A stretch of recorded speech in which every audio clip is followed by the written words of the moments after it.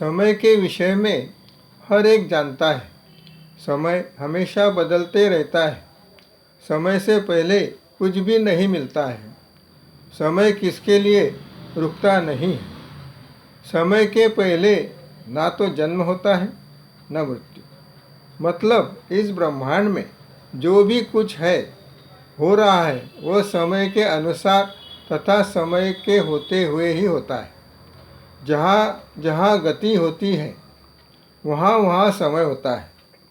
या हम ये कह सकते हैं, जहाँ समय है वहाँ गति है, तथा जहाँ गति है वहाँ समय है।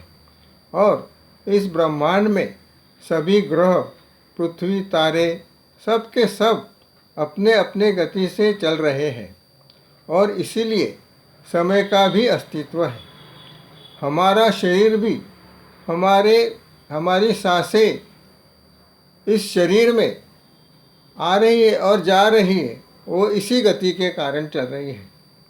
दोनों सांसों के बीच में भी एक समय है। हमारा खून जो शरीर में दौड़ रहा है वो भी एक निश्चित गति से बीच बीच में रुकते हुए चल रहा है। हम उसे ब्लड प्रेशर भी कहते हैं। हमारे जो दो विचार रहते हैं उसमें बीच में भी एक समय है। एक विचार खत्म होने के बाद कुछ समय के बाद दूसरा शुरू होता है। जब भी हम कोई वस्तु या प्राकृतिक सौंदर्य देखते हैं तो उनसे निकलने वाले प्रकाश किरण जो हमें उसका ज्ञान करवाते हैं वो हमारे तक, आँखों तक आते आते उसमें भी एक छोटा सा समय रहता है। इसीलिए हम उसे देख सकते हैं या कानों से सुन सकते हैं, लेकिन हम इस समय को महसूस नहीं कर सकते हैं।